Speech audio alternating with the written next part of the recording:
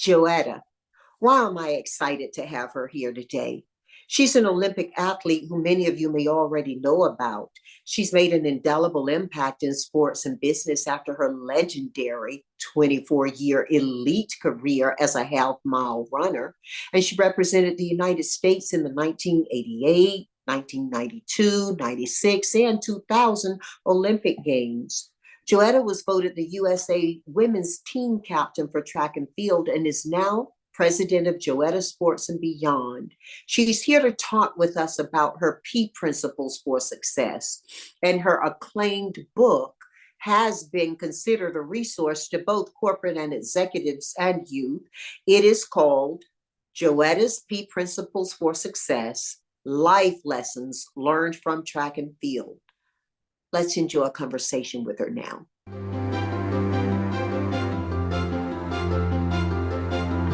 Joetta, welcome. Well, thank you, JBH. How are you? And thank you for having me on your show. I'm excited. Oh, listen, girl, I'm so excited about this conversation. I could hardly contain myself all day. I started doing this podcast in order to share conversations with inspiring, successful, teaching people who role model for future generations. So I'm really excited that you're here today. Joetta, you continue to live a life that's so admirable. And for those in our family listening who don't know everything about you, share an explanation of some of the many accomplishments you've had in your life. Nobody can do it the way you can. Well, thank you very much. You should be my new PR agent because that introduction in itself is excellent. And you know about excellence because you are excellent as well. I go by one name, Joetta. You've heard of Madonna, Oprah. You now have Joetta. And I'm a four-time Olympian. I've made the teams in 1988, 92, 96, and 2000. I'm a college graduate. I am a mother. I'm a businesswoman. I'm a leading authority on achievement, motivation, and mental health and wellness. And most of all, my job, my purpose in life, I now know is to make a difference in the lives of others by inspiring, by transforming, by believing in them, and by being philanthropic in endeavors that interest me. Well, a lot of people say, hey, I want to be in her pocket when they talk about me. I want to sit at your feet when I talk about you. Wow. Yeah, girl. Yeah. As a matter of fact, I think about it, oftentimes when people set goals for themselves, they find their obstacles too difficult. And so they don't persevere through them. Yet some of your mindset around determination and persistence can be very inspiring to others. And I've heard you talk about gotta do. Walk us through gotta do and what it means. Well, honestly, JBH, I will tell you, my father is the late, great Dr. Joe Clarck. He was the subject of the movie Lean On Me. And my mother is Joetta Clarck, and she was an entrepreneur in the city of Newark, New Jersey in the 1960s. So she had her own business. And growing up, we were faced with so many obstacles around race and around women empowerment. But she always said, and my father said as well, whatever you want to do, put your mind to it, and we will help navigate through things. So basically, over the years, I came up with the gotta do. It's not I would like to do, it would be nice if I have to. There are times in your life when you gotta do something. And because of that, I said, I've gotta make sure that the legacy of my parents that imbued in my spirit, I make sure that I help people throughout life. Doesn't matter where you come from, doesn't matter what you've been through. My goal is to let you know that you got to do it. And it may not be right now, but I always give people these two words, not yet. So if you just be patient, it will happen. Obviously, there's some work and effort that we have to put into the got to do, but you have to lay that foundation, that seed of the got to do. And once you do that, the finish line will be out there for you to run towards. Oh my goodness, when I first heard you talk about gotta do, I thought about my daughter because when she was very young, still car seat young, I would her in the back of the car. And it was during the time when Tina Turner's song, What's Love Got to Do with It, was out. Okay. And she was a little one and she'd be singing, gotta do, play gotta do, mommy, play gotta do. And I think about you because in her mind, as she shared with me later in life, what's love got to do with it was kind of an almost opposite message of what Tina was giving. For her, it was like Right. love had everything to do with it, you know? Right. And that's funny.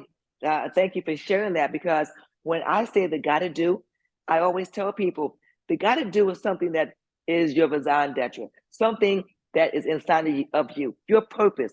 What is your purpose? And once you know your purpose, that gotta do is a lot simple. A lot of times people don't know what their purpose is. When you walk into a room and when you leave that room, people come to, they tell you, or you hear them tell other people that you did that for them, or you left that with them. So that's your purpose. When you're not working within your purpose, when you're in the room and you leave the room empty. So when I'm in my purpose, when I'm inspiring, when I'm talking, when I'm transforming, when I'm listening to really find out what you want to do, then I know that I'm in my purpose. And my purpose is to make sure you understand that life is hard. Strap them up and let's get busy.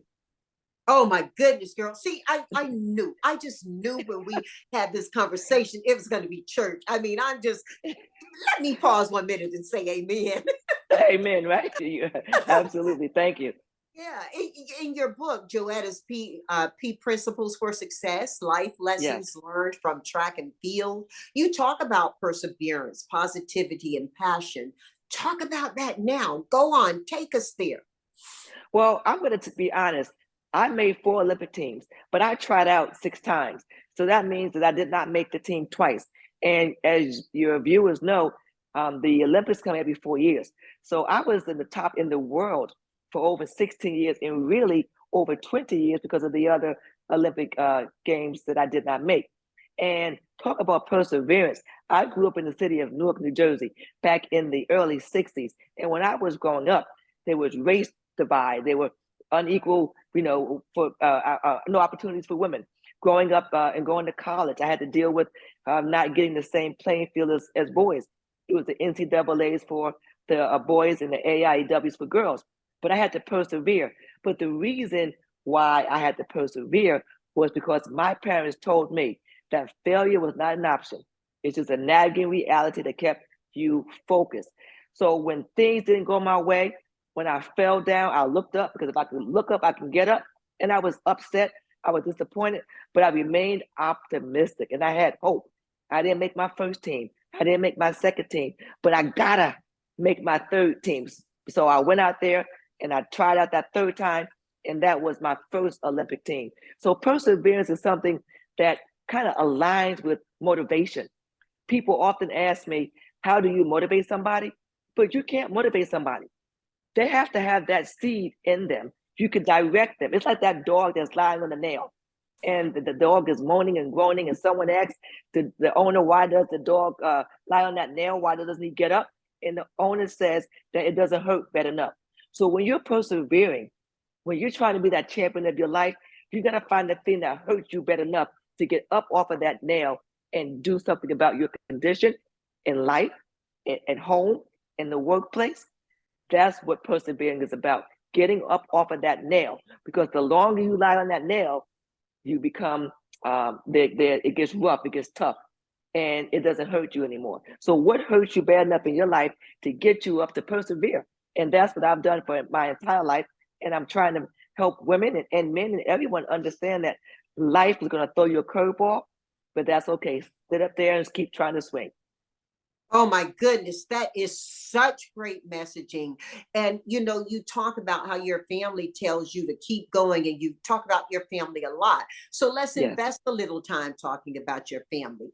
First of all, it's true that the film Lean on Me is based on your father. Yes? Yes, A Lean on Me came out in 1989, and Morgan Freeman played my father. My father's the late great Dr. Joe Clark. He was a high school principal with a baseball bat and a bullhorn.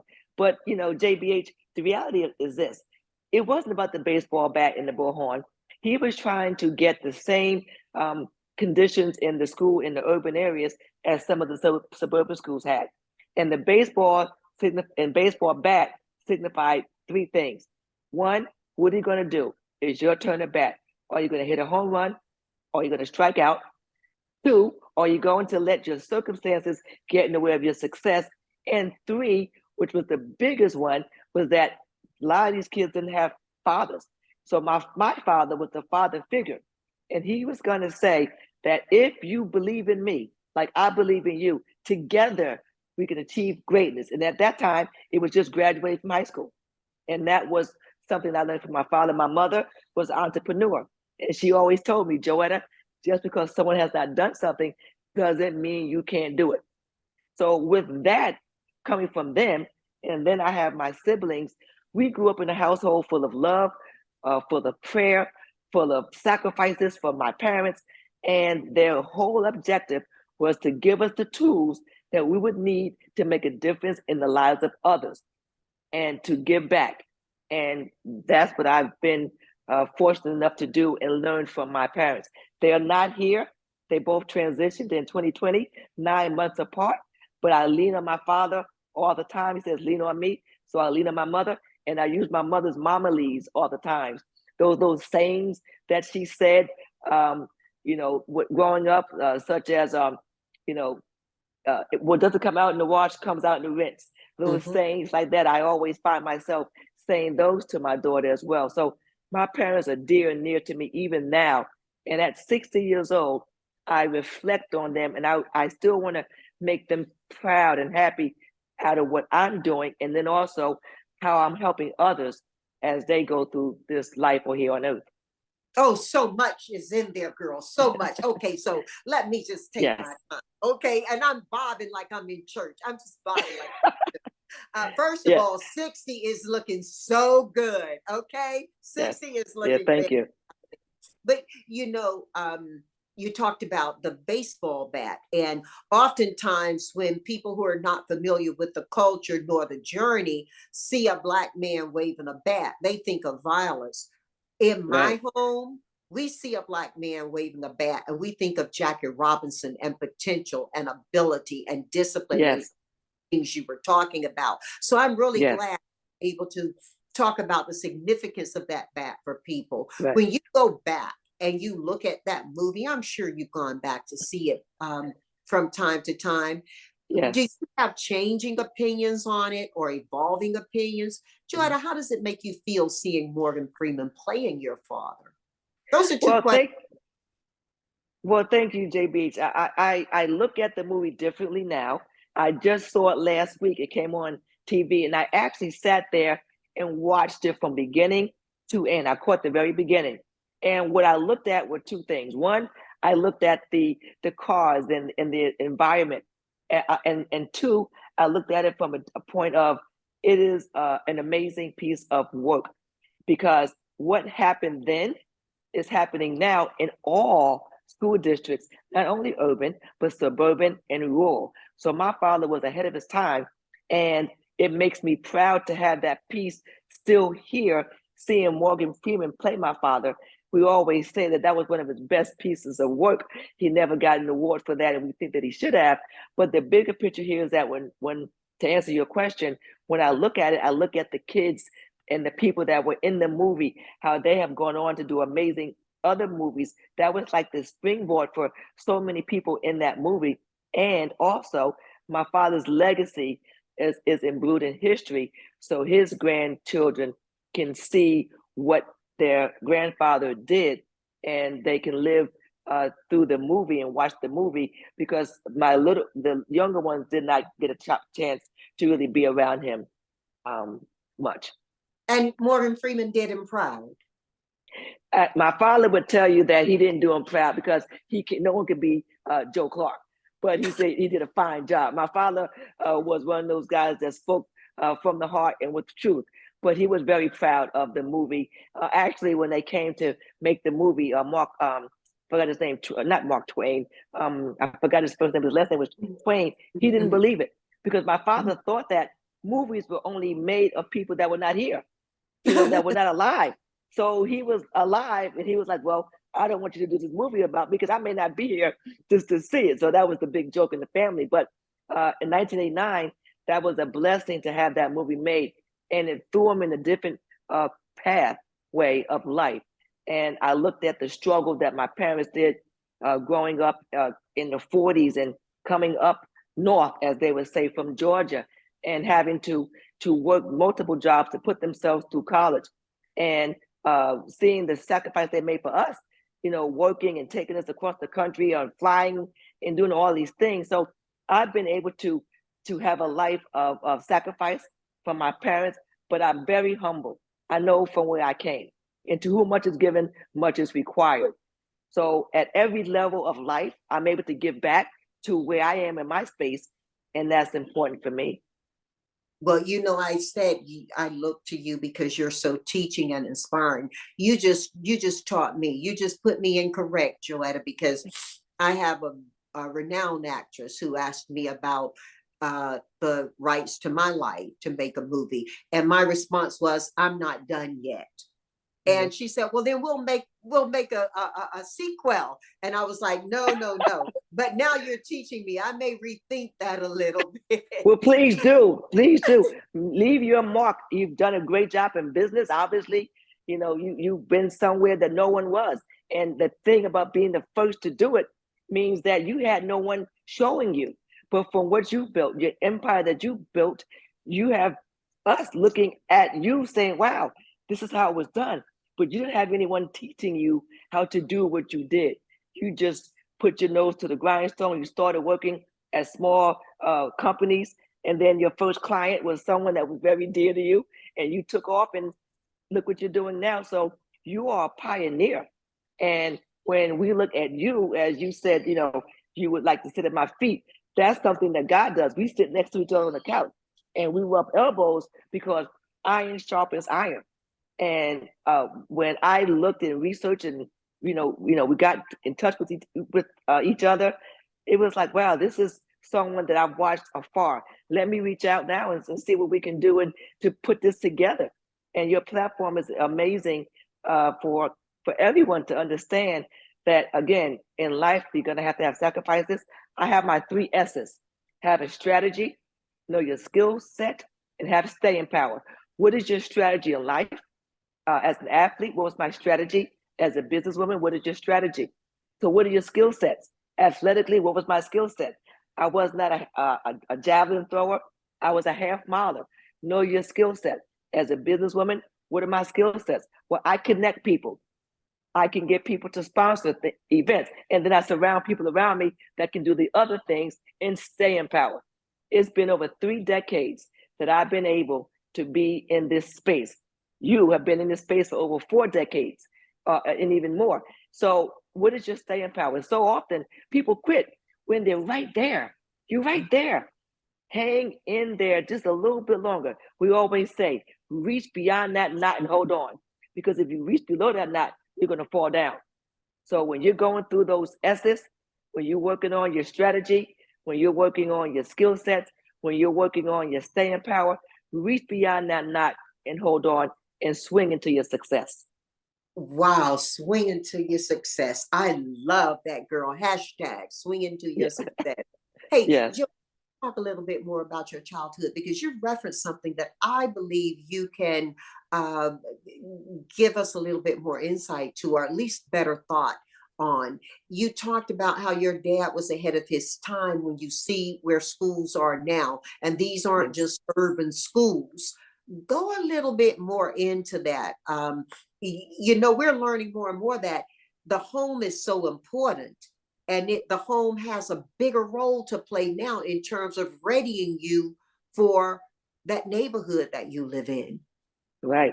And thank you for asking that question, JBH, because I had a mixed childhood. By that, I mean, I grew up in the city of Newark during the race riots. And then my parents got divorced. And then my father moved to South Orange, which was a white neighborhood, Jewish neighborhood. And when I went there, being Black, they automatically thought I wasn't smart. And my father said, your job is not to prove anything to anybody. Just do what we have, taught you to do, and believe in yourself. So then when I'm now in school and in these top classes and AP classes, it's like, wow, this is amazing. This is great. My background taught me to be kind, to be respectful, but it also taught me that people who don't look like me are not always against me.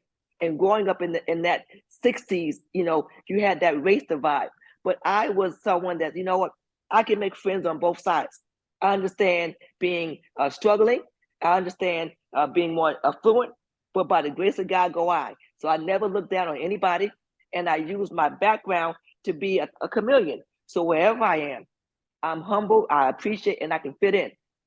And then I think that my childhood gave me the foundation to realize that I am different, but embrace my difference. And that's what my parents always tried to tell their kids, to embrace your difference.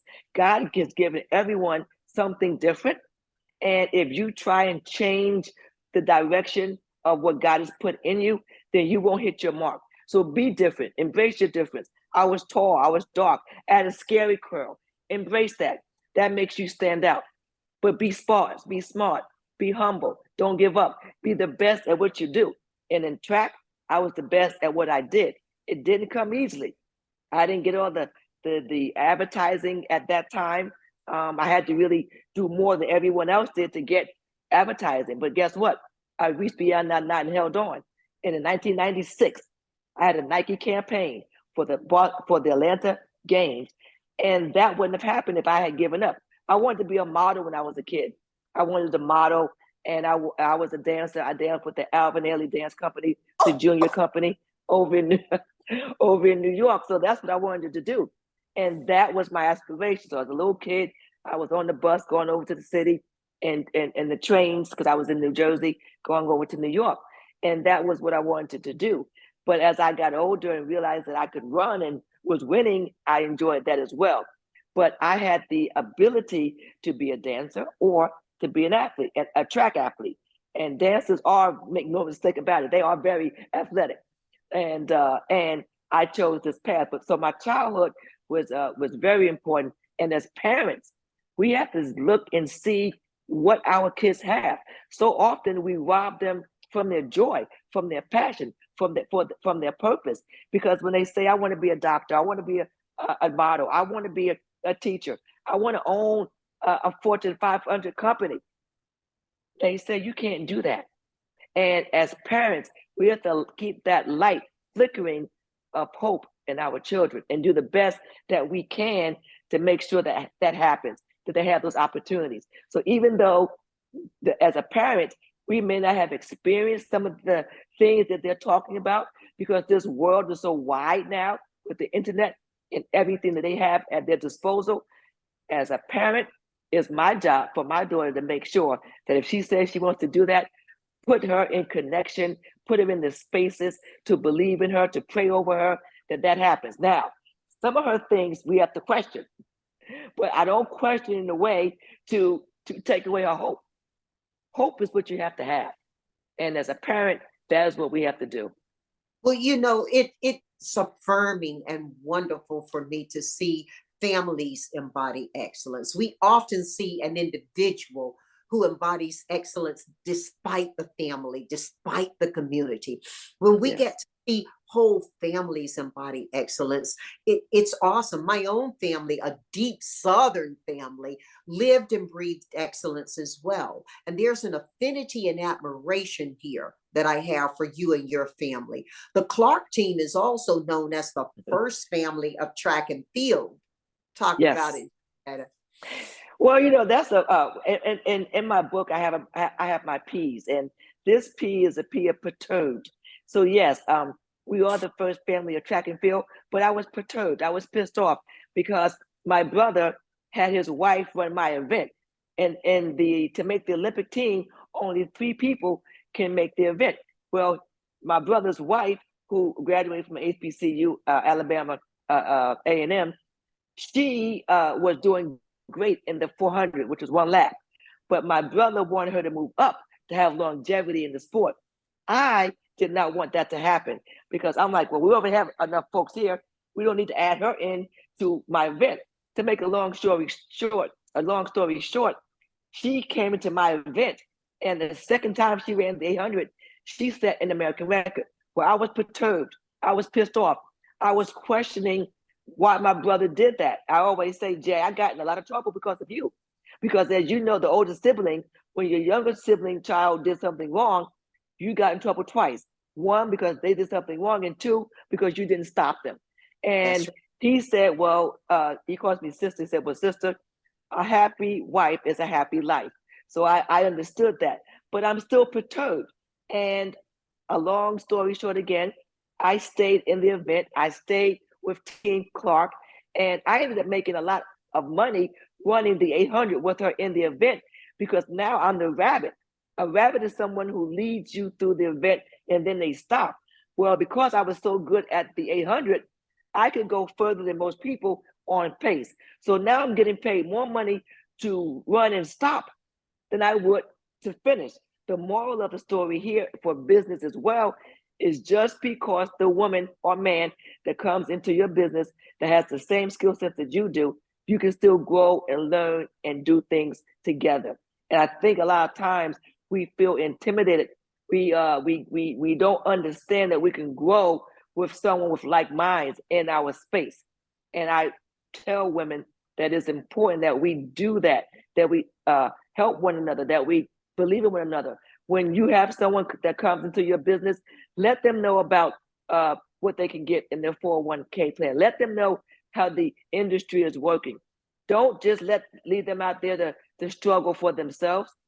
You know, each one, reach one, teach one. And that's what it's all about in sports and in business. Well, that's a phenomenal lesson, and it's one that I think as we watch the news and as we watch the stock exchange, Yes. it's one that can continue to be taught more importantly today, perhaps, than when you were learning it for yourself. Joetta, has there been a single person outside your family who's impacted your life and thinking in a dynamic way? Well, I will say I have a bunch at various stages, but I'm going to go to my college career. When I left high school in New Jersey, I was the top high school recruit in the country, and that's what Sports Illustrated said about me. I graduated with Patrick Ewing, with Cheryl Miller, with Charles Barkley, and those people, and I was the top high school recruit and the number one athlete. I was coached by a male. I went to the University of Tennessee in Knoxville. That was the first time that I saw an all women staff. The only male that we had on the staff was the volleyball coach. We had the women athletic director, the women sports information director, the women PR person, the women coaches. It was just amazing. It was the first time that I saw women in charge and women that were winning outside of my family. We had Pat Head Summit, who was a legend. We had my coach, Terry Carpet, who was a legend. And I said, you know what? I see these women doing powerful things. I want to emulate them, imitate them, and go to the next level. So they were the school, the people on the sports department were the people that transformed my life that way. And then as an adult, there's a woman called Dr. Lillian Green Chamberlain, who was a pioneer in sports back in the early 50s. She was going over to the Iron Curtains and over to Russia and East Germany way before women were allowed to do that. She went on and got a doctorate from Colorado, and she has been a mentor of mine. And she is the person that tells me, Joetta, fix that, tweak that. She is my accountability person, but she also shows me love, and she understands my mind, how it thinks. And I go to her a lot to help her direct me through the different ventures that I'm going to have. So between the UT sports department and Dr. Lillian Green Chamberlain, those have been the people that have kind of shaped my space as at this point in my life. This is so incredible. And I'm so grateful that you're able to share who they are and how they are in Yes. this with us. You know, Joetta, you're the president of a foundation that promotes involvement with physical activities for school age children. Talk about that a little bit and how that got started. I mean, as I said, I'm Yes. at feet. Well, look, the Joetta Clark Dick Sports Foundation was founded over two decades ago. And the foundation started because we wanted to promote health, wellness, and fitness in schools, but also talk about education. So my program was the gym program in so many schools throughout the state of New Jersey. We would get grants and we would go into schools. And the purpose here wasn't about becoming an Olympian or about becoming an Olympic champion. It was about becoming the champion of your life and giving you tools and the resources that you needed to do that. So we would go into schools K through 12. for 6 weeks and 12 weeks, and we would do those programs. When COVID came around, we were no longer allowed to go into the schools, and we haven't picked back up with that. But we still give out scholarships, and we still do our track and field camp, which is coming into its 22nd year. And I'm so thankful, I'm so blessed that for 22 years, it would be 23 years, but we didn't do one the COVID year, that I've been able to do these camps, see these amazing kids come through my camp that are going on to Harvard and Yale and that have become Olympians. It's just amazing to see. And when I'm traveling or when I get my LinkedIn and one of my kids says, Joetta, this is where I am now. I'm now an attorney down in Atlanta. I'm now over at Yale getting my PhD. And they remember the quotes and things that I taught them. It just makes my heart feel so happy, because if I had not done these programs and touched these kids in a way, where would they be? Because they remember the things that we talked about years ago. So you know that you did something great. Well, I'll tell you something as you're talking, and as I know you, Joetta, Lean on Me was about Joe Clark, but Learn from Her is going to be about Joetta. I like that. That happening too. As a matter of fact, as a thriving leader, both on and off the track, what qualities do you think are essential to succeed? I mean, just give us that list. Well, I'm going to give you my P's. Know your purpose. And when you have your purpose, you have to be patient. You're not going to get what you want all the time. You have to put some work behind it. And then you have a purpose, you get patient, you prepare. You have to prepare. Preparation is key. You have to plant a garden and prepare for your success. And then you get perturbed. You know, people are going to say you can't do something. Joetta, you know, you're Black, you're dark skinned, you're from this side of the track. You're white, you're tall, you're Hispanic, you're this. They give you all these reasons why you can't do something. It's because they can't do it and they don't want to see you grow. And they want to take away your vision and your victory. So stay to that, and then you persevere. You keep going. I often say, if you're going to be a champion, if you're going to be successful, if you're going to be her, as these kids say now, I'm her. Well, if you're going to be her, you have to remember, you win or lose by an inch. You are successful or you fail by an inch. And that's an acronym for I never cease hoping. And those are some of the qualities that you have to be successful and to be the champion of your life.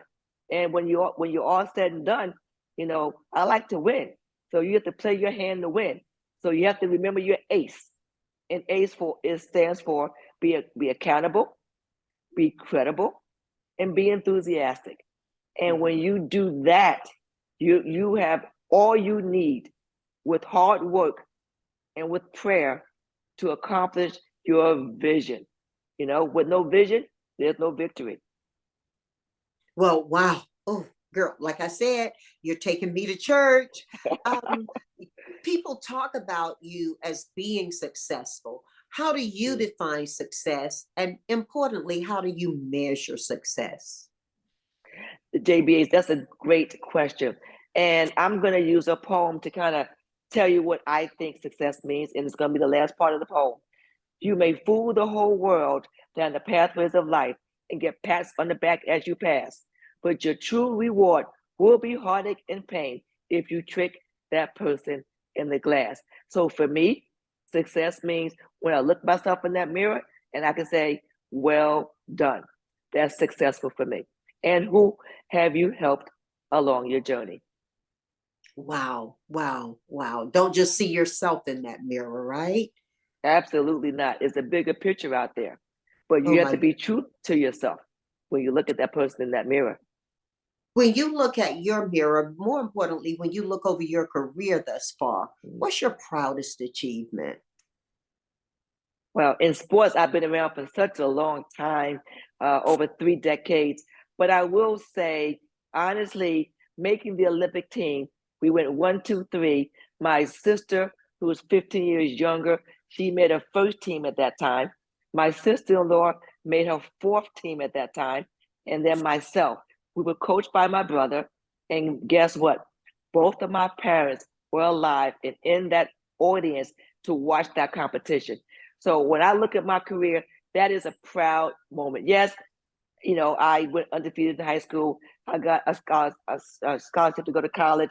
I am a 10 to 12 time All-American SEC champion. Yes, I am a 15-time USA champion indoor and outdoors. I've set American records in gold and gotten gold medals. But I always say, I got the gold medal of life. I didn't get the gold medal in the Olympic Games. I got the gold medal of life. I've traveled across the world. I lived the lifestyle of the rich and shameless.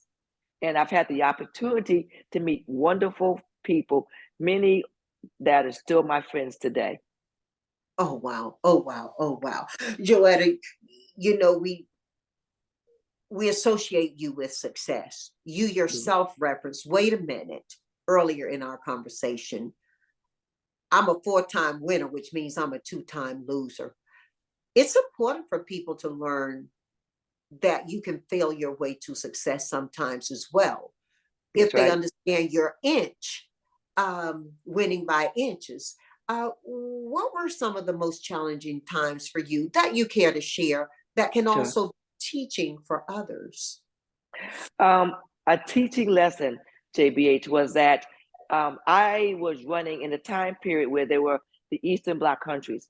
And at that time, there was steroids being used in East Germany and Russia and Hungary and Budapest at that time, Czechoslovakia at that time, Poland. These countries were far greater than what we were. They were running, for example, 1 minute and 54 seconds for the 800. I was only running 1 minute and 59 seconds. Every race, I was behind at least 50 yards, but I kept going. And the point here is that failure, I did not win, but I didn't look at myself as a failure because I was doing something that I liked. But I did look at the situation and say, Joetta, hang in there, keep on going, keep on trying. And there were times when I wanted to quit because I knew that I was not going to be able to beat them because of what they were doing, and I wasn't going to put those substances in my body. But it goes back to knowing your purpose, getting joy, getting fulfillment, and I wasn't getting paid. So I'm not winning the race. I'm not getting paid. I am taking last a lot of times. I am being overlooked for advertising and for commercials because of my skin and how they thought I looked. They told me that I didn't have the Fifth Avenue look, and I got offended by that. So what I was able to do was I internalized that, and I studied more in school. I trained wiser. I hung in there, and I went from 1980 all the way to when the wall came down in Germany, came down in 1989. 1989. In 1990, I started getting good because there was no more communism. Things changed, things shifted. And now I'm one of the best in the world when 1982 came around. So the failure was hard, but I didn't look at it as failure. I looked at it as a challenge. And was I up for the challenge? And because I enjoyed what I was doing athletically and in business, I kept on going. People would say, Joetta, we can't give you a grant. And as you know, when you apply for a grant, if you don't have a grant that you've already received, they would say, we're not going to give you this. And I would never forget this. Back in the day, we had to write letters and fill out grants and mail it in. We got the notice, JBH, that said, you did not get the grant. I made a phone call. I believe in what I'm doing. I believe in these kids. I'm going to call these people up. I called them up. I said, hey, why didn't we get the grant? They said, we did not give you the grant because when it said, had you ever had a grant, you checked no. I thought. My mother always said, give thy thought no tongue. I thought about it. And then I said, give me a slow yes, not a fast no. And they gave me a slow yes. They said no one had ever said that. I didn't get the $25,000 grant. I only got $7,000. But with that $7,000, I did more than anybody had ever done. And what happened next year? I got what we wanted to get.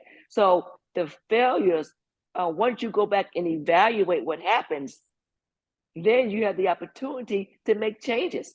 You can't keep doing the same thing and get a different result.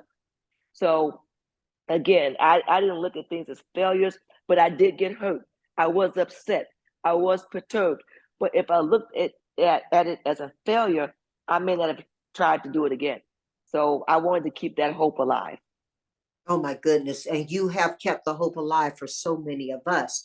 Joetta, Yes, you're a four-time Olympian. You were on top 10 in the world for practically your entire early career. What yes. things are most important to you these days? Right now, honestly, the most important thing for me at this point in time is for me to do two things. One, to continue to mentor and be supportive for my daughter, who is a college athlete, student athlete. She is the best in college, a world champion, NCAA champion, an American record holder. And she is also a 4.0 student studying international studies, um, political science, and minoring in Asian studies, fluent in And Spanish. might I add, she's Yes. teaching she's teaching Fifth Avenue what beauty is. Oh, well, thank you very much. I will tell her that you said that. So that is my greatest joy right now, not seeing myself through her, allowing her to be who she is, and the legacy plays out how it does, but being supportive and traveling and watching her run and watching her get awards and making those dots, connecting those dots so that she has an opportunity to go next level. We talk about Title IX and what we did 50 years ago, and we just can't let that drop. So these young, powerful, amazing women that are in their 20s and 30s and 40s have the opportunity to change, to make changes and take the torch and keep going. And we have to inspire and encourage and let them know, one, where we were, but not for us to stay there, but for you to say, hey, that happened. What can I do in these times to leave a mark in the world of business and sports? And so that is where I find my joy. And then I also find joy in self-care, putting myself first, knowing the importance of being healthy. That's why we have Jotyme Fitness, Jotyme Fitness, because we want to make sure that you make fitness a lifestyle. And a lot of people have this and they have that and they do this and they do that when they want to. It's a lifestyle. Take care of yourself, your mind, body, and soul. And that is what I am doing. And I tell people I'm fit now at 60 because at 38, I was putting the work in. So I want to live 80 and beyond. So I put the work in now. So when that time comes when I'm 80, I can get ready for my 100th year. Oh, I love it, love it, love it. Joetta, before we go four for four, there's just one Yes, more thing I got to ask you. And you've taken us yes, to church. yes. Talk about faith. Mm. Well, I tell you, faith is something in all families. I would think that there's some type of faith that you pull on something. So I don't want to say exactly you have to do it my way, but I know for where everything comes. And I understand it and I pray and I study and I understand that, you don't look down on people. You humble yourself. Jesus walked amongst the people. So I walk amongst the people. I go back into areas that people would not go to because they feel as though they have reached beyond that. But no, that's the foundation of who I am. And I feel comfortable here in those spaces. I know that I tell my daughter that when you are going through life and you are working on your faith, it takes work. You have to be intentional about your faith. And when you stumble, that's okay. God forgives you. When things don't go your way, you are forgiven. But I know where everything comes from. And I understand that divine intervention. And at this point in my life, I say I'm very thankful that my parents read to me, that we studied and we went to church and we went to Sunday school and we did all of those things because it's the foundation of who you are. And yes, as you get older, you find your own space and you do it how you do it. But I tell you what, without faith, nothing's going to happen. You have to have faith, even as a mustard seed, just a little bit of faith. That's all you need. And you have to, I tell my daughter and my friends, when you are in that space of faith and belief, you have to look in odd places because things are going to be in spots that you're not going to see. in the burning bush. You know, they're going to be over there. There's going to be a goat with his horn stuck somewhere. And you have to see that. So we're so busy going this way. When you have faith, you have to be able to look off and veer off the beaten path. You have to be able to walk up to that water and understand that it's going to part, cease. You have to have the faith to walk around the wall. You're going to have the faith to touch the hem of something. And then you're going to have that power sucked out. And they go, whoa, that's virtue. Have the power to go into a room and then speak your power and not be afraid. And then someone will see that and go, you know what? She or he is someone special. So faith is very important to me, and I lean on it all of the time. So thanks for asking that. Oh my goodness, Joetta. And I mean, you were taking us back old school. And for a minute, I felt as though I was sitting in St. Paul Baptist Church in Howroyd, North Carolina, 1950. North Carolina. Talking about mustard seed faith. Yes, talking about yes. the burning bush. Talking about, oh my, parting waters. Girl, you, okay, all right, look. Yeah. Whoa, let me just breathe for a second. Breathe in. Let me breathe in. Breathe in and exhale. JBH, I want to just, I know you want to go through your 4 points that you wanted to talk about that you said, but I just want to leave the audience with my garden of success. In this garden, you plant your 6 rows of peas, have a purpose, get prepared, be patient, get perturbed, persevere, and pray. In this garden, plant 3 rows of squash gossip, squash criticism, and squash indifferences. In this garden, plant 3 rows of lettuce. Let us love one another. Let us be loyal, and let us respect diversity. And no garden would be complete without those 3 rows of turnips. Turn up for yourself, turn up for your health, and turn up with the determination to do a better job tomorrow than you did today. If you plant that garden and you water it with that ace, be accountable, be credible, and get an education, then your success is right there. Plant it. Oh my goodness. Squash, lettuce, turnip, ace. A lot. Woo. Yes. Girl, listen, I am so full right now. I'm so grateful right now. I did tell you I want to go 4 for 4 with you. Yes, all right? Yes, you did. Yes. Let's go 4 for 4. Okay. Thank you. Okay. There are no wrong answers. They're just Joetta's answers. Okay. Joetta, this is what the 4 are. I'm going to ask you 4 questions to which you'll give me 4 answers. Sure. The first going 1 for 4. You get to invite anybody from history through present to dinner. Who's at your table and why? 4 people. 4 people. Well, one person that would be at my table would be James Baldwin, a literary genius. I think that would be amazing to have him at my table. Another one would be Maya Angelou. Just understanding how she was silent for so many years. And then after being silent and going through what she went through, and then giving power to her voice, and then a voice to poetry and to so many different things. I would love just to hear her talk about that time period. And that would be a person that I would love to have. Nelson Mandela is someone that I would love to have at my table to just talk about the plot and of apartheid and that whole piece. And then another person would be Coretta Scott King, understanding the raising your family at being a single parent, knowing the history of your husband and having to go through life without him, but still having his legacy there, and just that whole piece of supporting his beliefs and getting behind him, because so often now we don't support people that we love, and we leave them out there by themselves. So I would like to hear how that happened and how I could glean some knowledge, or how I could have applied that to my life in that space. Oh, wow. You know what? I'm coming to that dinner as well. You get 5. And it's me. Good. That's awesome, yes. Girl. That's awesome. So what 4 artists, I should say, are you listening to musically these days, and why? Well, my music is, I go through different genres. I love Yolanda Adams, so that she's my go-to person. Maverick is another group that I'm kind of liking their music, gospel wise.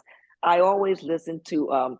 You could always find a Whitney Houston, uh, Patti LaBelle, Gladys Knight, that crew. But I also like her. Is the artist called Her, Her. I love listening to her music, and Jill Scott. That's different genres. A Babyface, Tony Braxton. Those are the people that I listen to.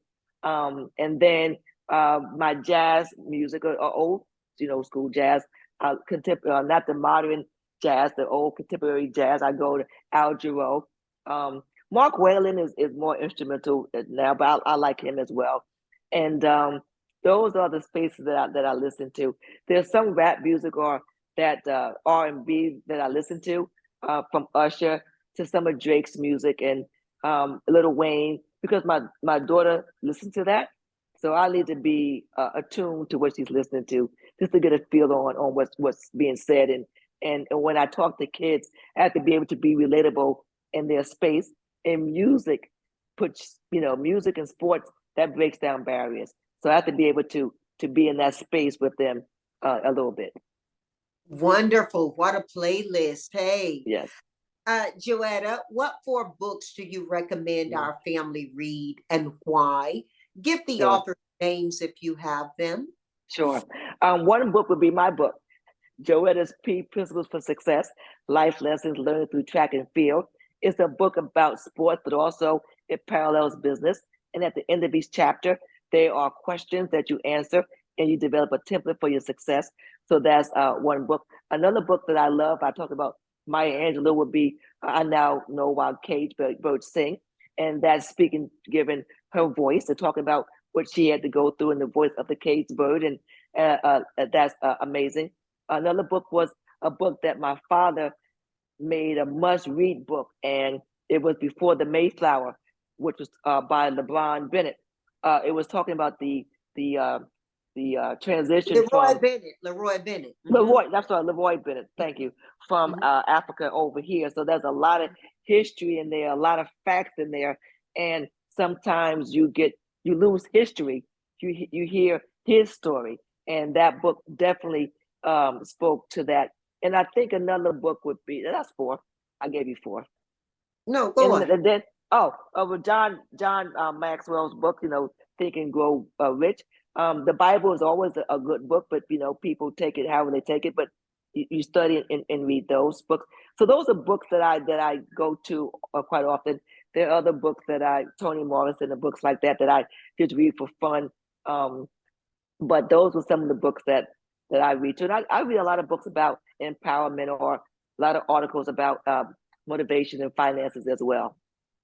It's a beautiful, beautiful book list, and we'll be posting your book list along with information on how to learn more about what you're doing and engage with it. Yes. 4 for 4. What are 4 pieces of advice you have for our family right now?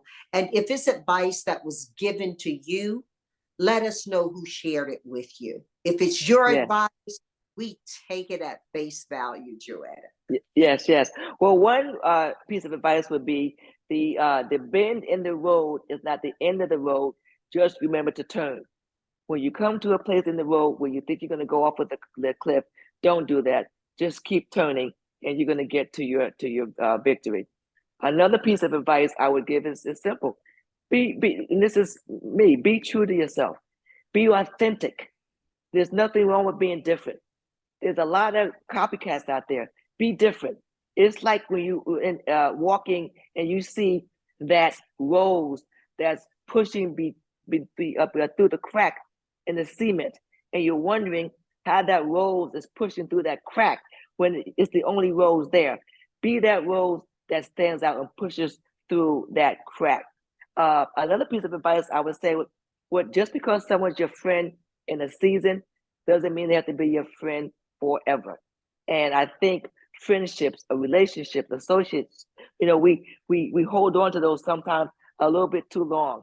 So people come in your life for seasons and reasons, and trust yourself enough to understand what that purpose was at that time in your life.